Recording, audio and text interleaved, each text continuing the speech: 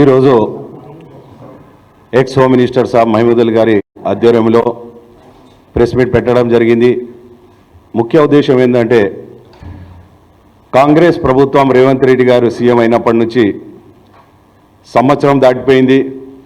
అలాగే 420 వాగ్దానాలు చేసినాక 420 రోజులు కూడా జరిగిపోయినాయి. ఈ రోజులలో ప్రజలు ఏమంటున్నారంటే 420 అంటే 420 వాగ్దానాలు ఇచ్చిండు. ఇప్పుడు వాళ్ళ కూలీ నెంబర్ 786 ఎలా ఉందో అలాగే 420 రేవంత్ రెడ్డి అని పేరు పిలుద్దామని ప్రజలు నిర్ణయిస్తున్నారు. కాబట్టి ముఖ్యంగా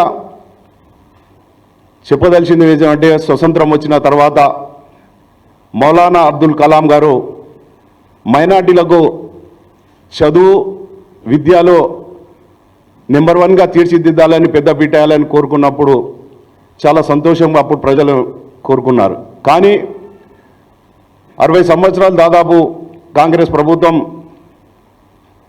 ఉన్నప్పుడు మైనార్టీలకు చదువుతోటి దూరం ఉంచి పాన్ డబ్బను, ఆటో రిక్షను, పంచర్ దుకాణము, టేలా బండిలో జీవన ఉపాధి ఇస్తూ వాళ్ళను శబాష్ అనుకుంటూ 10-20 వేలు ఇచ్చుకుంటా లోన్లు ఇచ్చుకుంటా వాళ్ళను అదే పేదరికం నెట్టారు. కానీ తెలంగాణ ఉద్యమంలో కేసీఆర్ గారు మన తొలి ముఖ్యమంత్రి ఒకటే ఆలోచన ఉండే, మైనార్టీలు వస్తే చదువుతోటి వాళ్ళ విద్యతోటి నెంబర్ 1గా తీర్చిదిద్దాలని ఆయన కళను నెరవేర్చేందుకు ప్రభుత్వం మన తెలంగాణ వచ్చిన వెంబడే 9.5 సంవత్సరాల లోపు మన తొలి ముఖ్యమంత్రి కేసీఆర్ గారికి మేము ముఖ్యంగా మైనార్టీలు ధన్యవాదాలు తెలుపుతున్నాం. ఎందుకంటే 204 రెసిడెన్స్ స్కూల్ తెచ్చి పిల్లల భవిష్యత్తును వాళ్ళ భవిష్యత్తు ముందులో మన తెలంగాణ కానీ వాళ్ళ సమాజంలో కానీ వాళ్ళ ఇంటిలో కానీ నెంబర్ 1గా ఉంటారని ఆయన ఉద్దేశంతో చేయడంతో దాదాపు సంవత్సరాన్ని 1000 కోట్లు ఖర్చు చేసి పిల్లల భవిష్యత్తు తీర్చిదిద్దాలని మన ముఖ్యమంత్రి అప్పటి తొలి ముఖ్యమంత్రి కేసీఆర్ గారు నిర్ణయించారు. దానికి మన తెలంగాణే కాదు భారతదేశం మొత్తం హర్షించింది. అంటే తెలంగాణలో ఇలాంటి ముఖ్యమంత్రి మైనార్టీలకు పెద్దపీట వేయాలని చూస్తున్నందుకు మేము గర్వపడుతున్నామని భారతదేశంలో ముస్లింలందరూ గర్వపడి ప్రతి రాష్ట్రంలో ఇలాగనే ఉండాలి ముఖ్యమంత్రిని కోరుకున్నారు. కానీ ఏమైందో కానీ మా రాష్ట్రానికి ఒక దిష్టి తగిలి కాంగ్రెస్ ప్రభుత్వం రావాలని రేవంత్ రెడ్డి మాయమాటలు చెప్పి ప్రజలను ఆశ పెట్టి దొంగతనంగా అధికారంలోకి వచ్చిన తర్వాత మైనార్టీ రెసిడెన్సీ స్కూల్ ఈరోజు దరిద్రంగా మారిపోయింది. ఎంతోమంది పిల్లలు 55 పిల్లలు చనిపోయారు. వాళ్ళ తిండి చూస్తే అనారోగ్యంగా గురవుతున్నారు. అందులో పిల్లలు తగ్గిపోతున్నారు.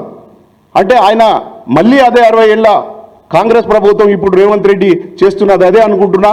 ఎందుకంటే మైనార్టీలు అదే ఆటో, అదే రిక్షా, అదే పంచర్ దుకాణం నడిపించుకునే విధంగా చేయాలని అనుకుంటుండేమో. కానీ మా తొలి ముఖ్యమంత్రి కేసీఆర్ గారు ఎప్పుడు చూస్తున్నారు, అతన్ని చూస్తున్నాడు కాబట్టి సైలెంట్గా ఉంటున్నాడు. కాబట్టి ఇప్పుడు త్వరలోనే బయటికి వస్తాడు, మా మైనార్టీ హక్కుల గురించి పోరాడతాడు.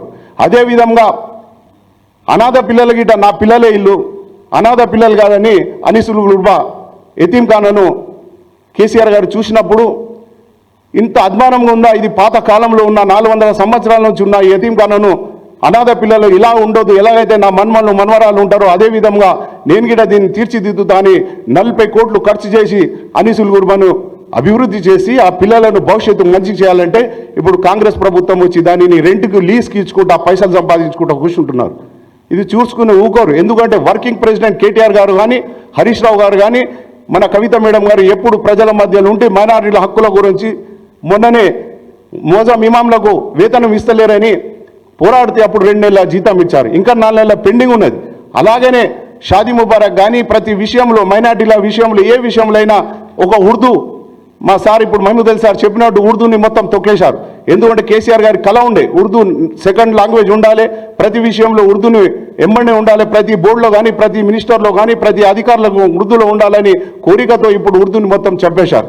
ఇప్పుడు మైనార్టీ ఫైనాన్స్ కార్పొరేషన్ కాదు, మైనార్టీ ఫినిష్ కార్పొరేషన్గా ఉర్దూ అకాడమీని మొత్తం ఖతం చేయాలని ఒక తపనతో ఉన్నారు. కాబట్టి ఇప్పుడు నేను ఒకటే విధంగా ఒక క్వశ్చన్ అడుగుతున్నా కాంగ్రెస్ నాయకులకు. మైనార్టీ నాయకులు అప్పుడు బాగా ఎగిరినారు, ఇప్పుడు ఎందుకు అడిగే మీకు ధైర్యం లేదా? మైనార్టీలకు అన్యాయం జరుగుతుందని అడుగుతానికి మీకు ధైర్యం లేదా? ధైర్యం లేకుంటే చెప్పండి, మా బీఆర్ఎస్ పార్టీకి రండి, మీరు వెల్కమ్ చేస్తాం. ఎందుకంటే తెలంగాణ ఒక స్వచ్ఛమైన తెలంగాణ, ఒక ఆకుపచ్చని తెలంగాణను తీర్చిదిద్దాలని మా తొలి ముఖ్యమంత్రి కేసీఆర్ గారి తపనను మేమందరం ఏకీభవిస్తూ ఈరోజు తెలంగాణ బంగారు తెలంగాణ మేము నాశనం కాకుండా చూస్తాం. కాబట్టి మా ముఖ్యమంత్రి తొలి ముఖ్యమంత్రి కేసీఆర్ ఎంబడి ఉండి అతను ఒక మాట చిన్న చిన్న పిల్లలుగా మాట్లాడుతున్నాడు. అతను కేసీఆర్ గారిని ఆనవాళ్ళు లేకుండా చూస్తానని, అంటే ఆనవాళ్ళు లేకుండా చూస్తానంటే మేము 4 కోట్ల ప్రజలు మేము ఊకుంటాం అనుకుంటున్నారా? 400 ప్రజల భవిష్యత్తును ఈరోజు బంగారు తెలంగాణ ఒక భారతదేశంలో కాదు ప్రపంచంలో చిత్రపటంలో హైదరాబాద్ని నెంబర్ 1గా తీర్చిదిద్దిన మా కేటీఆర్ గారిని ఎప్పుడు పడితే అప్పుడు దూషించి ఎలాగో కేసులు ఇరికాలని చూస్తే మేము ఎవరు ఊకోం. అదేవిధంగా మైనార్టీలో పెద్ద బిడ్డ వేయాలని ప్రతిసారి బీఆర్ఎస్ ఎంబడిన ఉంటుంది. అదేవిధంగా నెంబర్ 1గా డిప్యూటీ సీఎంగా మన మహమూద్ అలీ గారికి హోమ్ మినిస్టర్గా చేయడంలో భారతదేశంలో చరిత్రలో నెంబర్ 1. కాబట్టి నేను ఇప్పుడున్న ముఖ్యమంత్రికి ఒకటే క్వశ్చన్ చెప్తున్నా, మైనార్టీలకు మీరు ఎలాగైతే అన్యాయం చేస్తారో మేము చూసుకునే బీఆర్ఎస్ పార్టీ మైనార్టీ నాయకులను ఎప్పుడు ఊరుకోము. మా ఎంబడి బలం, మా ఉద్యమ నాయకుడు మా కేసీఆర్ గారు, మళ్ళీ కేటీఆర్ గారు, కవిత, హరీష్ రావు గారు మేము అందరూ ఉన్నాము. మా మైనార్టీలో ఒక్క ఇంచ్ గిట్ట ఒక్క ఇంటికే గిట్ట మీరేమైనా చేయాలనుకుంటూ ఊరుకునే పరిస్థితి లేదు మా పార్టీ.